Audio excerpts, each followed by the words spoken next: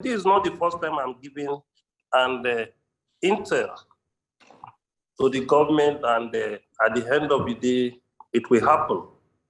3 years ago, I gave an intelligence report that the terrorists have invaded some part of Oyo State, which is Okeogun and Ibarapa.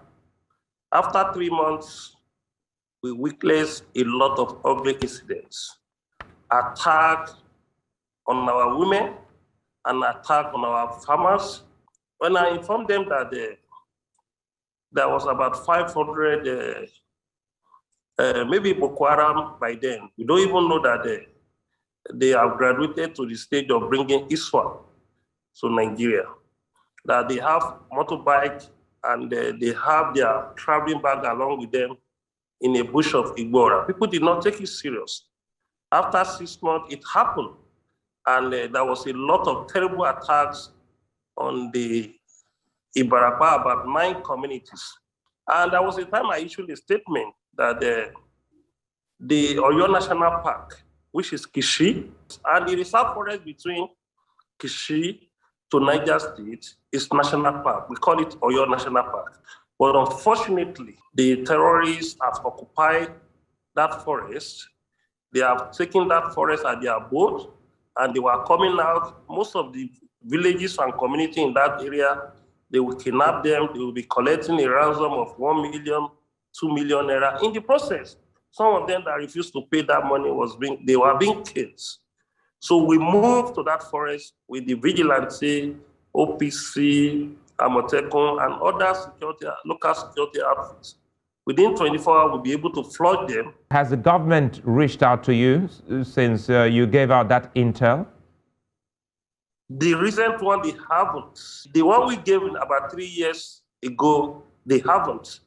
And they got to a stage through a platform that we brought about 8 to 9 different organizations together to support government security organization. We wrote the Commissioner of Police of Lagos State and the Director of DSS, and we wrote the Commissioner of Police of Ogun State and Director of DSS, also in Oyo State, that there is need for us to have a partnership to engage most of the criminals that disturb traveler between Lagos State, Ogun State, and Oyo State. Well, they refused to honor that request.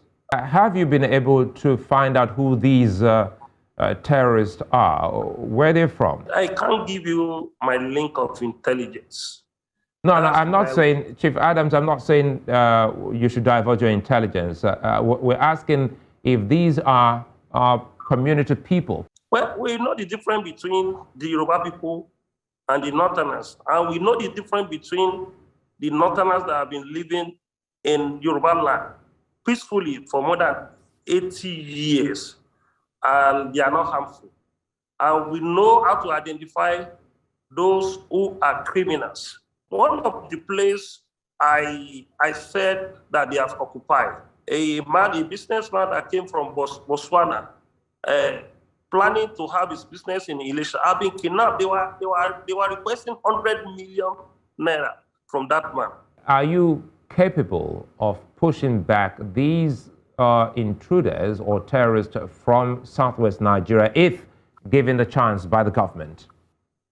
Well, if the government allows us to operate, because we don't want to be an intruders to the government's security architectures. There was a leader of these terrorists in the Ibarapa. It was being called Wakili.